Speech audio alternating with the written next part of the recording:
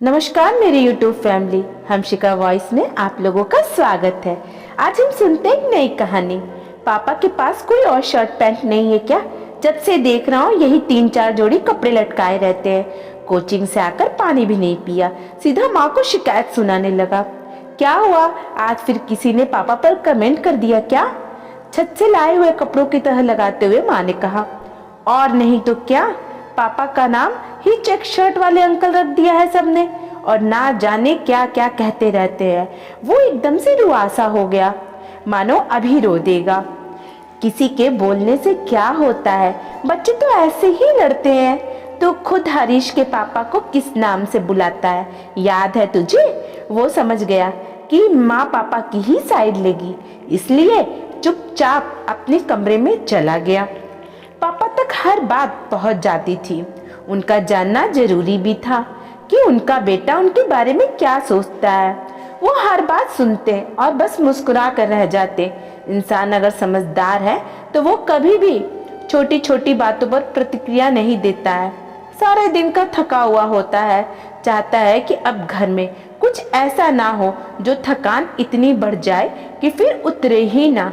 ऐसा भी नहीं है कि उन्हें फर्क नहीं पड़ता भी हो तो मगर वो बताते नहीं। इसी फर्क के कारण उन्हें ऐसा कुछ सुनने पर घंटे भर बाद नींद आती है। एक करवट लेटे वो सोचते रहते हैं कि आखिर बच्चों के लिए क्या ऐसा करे कि वो उनसे खुश रह सके, उन्हें उन पर गर्व हो सके। हर तीसरे दिन माँ के पास पापा की शिकायत, कोई ना कोई शिकायत पहुंच जाया करती थी। पापा ऐसा क्यों करते हैं? पापा के पास पुराना स्कूटर क्यों है? नई गाड़ी या बाइक क्यों नहीं है? पापा ने ये नहीं दिलाया। पापा कहीं अच्छी जगह घुमाने क्यों नहीं ले गए कभी? पापा बाकी दोस्तों के पापा के लोगों की तरह अमीर क्यों नहीं है? ऐसी शिकायतों के साथ हर साल की तरह ये साल भी बीत गया। बेटे के इस साल इंटर था, रिजल्ट आया तो मर मर कर किसी तरह पास हुआ था। मैट्रिक में जिस लड़के के 82% थे, इंटर में वो 53% पर ही पहुंच पाया। शाम को पापा आए तो घर में मैयत का सन्नाटा पसरा था। बेटे साहब अपने कमरे में दुबके पड़े थे। कहाँ हैं? बैग टेबल पर रखते हुए पापा ने पहला सवाल यही किया। शायद ऑफिस में ही रिजल्ट देख लिया था। जाने दीजिए ना, पहले ही बहुत डरा हुआ है। माँ पापा के मूड को भाप गई थी, इसलिए चाह रही थी कि फिलहाल बेटा इनके सामने ना ही आए तो अच्छा है। उसे बुलाओ जल्दी, और ये अपनी ममता ना साल भर के लिए बच्चा कर रखो।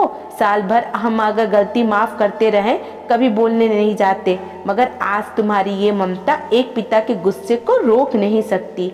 यहाँ बुलाओ उसे। अगर हम कमरे में चले गए तो आज लात बाहर छिटका देंगे। माँ समझ गई कि पिता का गुस्सा तूफान बन गया है और तूफान की ये ममता का छाता रोक ना पाएगा।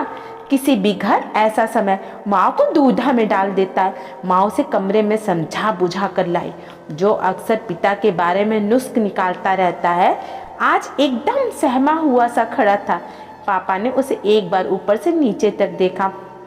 तो फिर बताओ कि इतने कम नंबर किस वजह से आए तुम्हारे? क्या इसका कारण है ये कि हमारे पास सिर्फ 4 जोड़ी कपड़े ही हैं जो हमने सालों पहले सिलवाए थे, या फिर हमारी पुरानी स्कूटर के कारण तुम नंबर ना ले पाए, या फिर हम अमीर नहीं हैं तुम्हारे दोस्तों के पापा के लोगों की तरह, इस वजह से तुम्हारे नंबर काट लिए गए? पापा की इन बातों को सुनकर बेटे ने एक बार माँ की तरफ देखा और फिर शर्म से सिर झुका लिया। उसे महसूस हो गया कि ये बातें तो मैं मम्मी से अकेले में कही थी। पापा जी तक मम्मी के अलावा कोई नहीं पहुंचा सकता। मन में कोई वहम हो तो चलो तुमको कल ही गांव ले चलते हैं अपने, और वहां मिलवाते हैं अपने पुराने साथियों से। वो सब तुम्हें बताएंगे कि हम क्या चीज़ है। महीने का कैलेंडर बाद में बदलता था, मगर हम अपने जूते और कपड़े पहले बदल लेते थे। पूरे जिले भर में इकलौती राजदूत बाइक थी हमारे पास। उसकी आवाज़ से ही कोई कह देता था कि भूरे भैया होंगे। और एक बात, हमारे पिताजी ने वही 2 जोड़ी धोती और 2 चलानी गंजी लटकाए रहते थे। तुम लोग जितना दिमाग नहीं चढ़ा था ना हमारे, लेकिन फिर भी हम लोग सोच लेते थे कभी कभी कि आखिर पैसा रखकर करेंगे क्या, जब तन पर एक ठो अच्छा कपड़ा नहीं है। बेटे का सर अभी भी झुका था। शायद वो समझ ही नहीं पा रहा था कि पापा ये सब मुझे क्यों बता रहे हैं। वक्त बदला, हालात भी बदल गए। पिताजी असमय चले गए। उनके जाने के बाद बुद्धि खुली। समझ आ गया कि पिता के होते हुए ही तक ही मौज होते हैं, उसके बाद तो ज़रूरतें पूरी हो जाएं वही बहुत है। खुद को जानते थे हम, पता था कि खुद को खेत में जोतकर कुछ खास नहीं कर पाएंगे, इसलिए पढ़ाई में मन लगाने लगे। किस्मत अच्छी रही कि नौकरी मिल गई। आधी बुद्धि तो पिताजी के जाते ही खुल गई और आधी खुली जब तुम हुए। पापा आज अपनी पूरी भड़ास निकालने के मूड में थे। तुम्हारे पैदा होने के बाद ही हमें समझ आया कि पिताजी वो 2 जोड़ी धोती और गंजी में कैसे सालों बिता देते थे। ये जो तुम अमीर घरों के बच्चों के बीच पढ़ते हुए हमारे पैंट शर्ट पर शर्मिंदगी महसूस करते हो ना, महंगा फ़ोन चलाते हो, वो लैपटॉप जो लिए हो ना पढ़ने के लिए, और चलाते गेम और फिल्में हो, ये कपड़े जूते ये सब इसलिए हैं क्योंकि हमारे पास सालों से सिर्फ 4 जोड़ी कपड़े ही हैं। हम ऐश कर पाए क्योंकि हमारे पिता के पास केवल 2 जोड़ी कपड़े थे।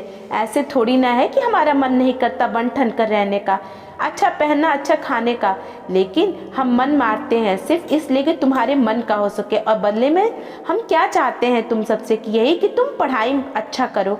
पापा इससे वो ज़्यादा कुछ बोल ही नहीं पाया। हाँ बताओ क्या वो? अरे अब तो वो ज़माना भी नहीं रहा है कि तुमको सिर्फ पढ़ने के लिए कहें। बताओ हमको कि पढ़ाई से ध्यान हटाकर तुम कौन सा खेल या कला में आगे बढ़े हो। बताओ कि हमारी मेहनत की कमाई, हमारे त्याग और हम जो अपने ही बच्चों से बेइज्जती सहते उसके बदले क्या मिला हमको। बेटे के पास इसका कोई जवाब नहीं था। वो कैसे कहता कि इसका सारा ध्यान तो खुद और अपने साथ के बच्चों के बीच का फर्क नापने में ही गया। तुम पढ़ाई में अच्छे हो ये हम जानते हैं, ना होते तो हमें कुछ कहते ही नहीं। तुम अच्छा कर सकते हो, लेकिन दिक्कत पता है क्या है? तुमने अभी से हैसियत नापना शुरू करने लगे हो। इतना क्रिकेट देखते हो और खेलते हो, कभी ये नहीं सीखे कि पहले ही ओवर में 25-30 रन बना देने वाला बड़ा खिलाड़ी नहीं होता है। बड़ा खिलाड़ी वो है जो अंत तक मैदान में खड़ा रहता है और जिसके कुल स्कोर उसकी टीम को जिताता है। बेटा शुरुआत और कोई नहीं देखता है, यहाँ सबको अंजाम से मतलब है। अभी से हैसियत देखोगे तो कुछ हाथ नहीं आएगा। अभी तो वक्त है खुद की हैसियत बनाने का। ध्यान दो वरना कुछ भी हासिल नहीं कर पाओगे। बेटा अभी भी सिर झुकाए वहाँ खड़ा था। अब जाओ, इतना ही कहने को बुलाए थे। अभी समझ आ जाए तो अच्छा है, वरना बाद में सिवाय बस्ताने के कुछ नहीं कर पाओगे। माँ कुछ नहीं बोली, बस पापा को देखती रही। अगले दिन पापा ऑफिस से आए तो बेटा सर झुकाए सामने खड़ा था। पापा ने बैग टेबल पर रखा और अपने थके शरीर को सोफे पर पटक दिया।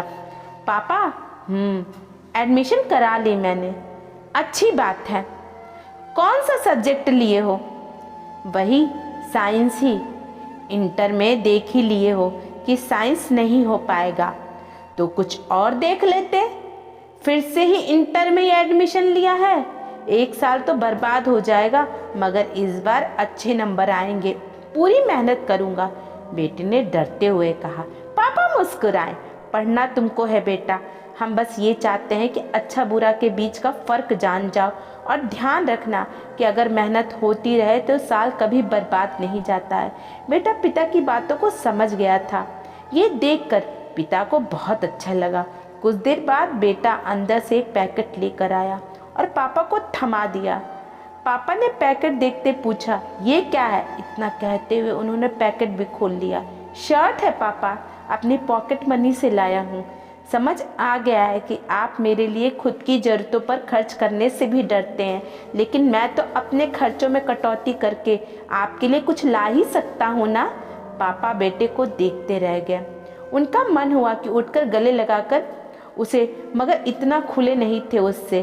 और माँ के लिए पीछे खड़ी माँ ने खुद के आंसुओं को रोकते हुए कहा, वो पापा ले आएंगे ना। इस बात पर सबके चेहरे पर हंसी आ गई। बेटा आगे क्या करेगा ये तो पता नहीं, लेकिन अब से पापा की इज्जत ज़रूर करेगा, ये पक्का है। दोस्तों आपको ये कहानी ज़रूर पसंद आई होगी। यदि आपको पसंद आती है तो आप हमें कमेंट में अपनी राय दे सकते हैं। पसंद आने पर आप इसे अपने दोस्तों से शेयर ज़रूर करें। ऐसी ही नई नई मोरल स्टोरी के लिए हमारे चैनल को भी सब्सक्राइब करना बिल्कुल ना भूलें। अपना कीमती वक्त देने के लिए आप सभी का तहे दिल से धन्यवाद। राधे कृष्णा।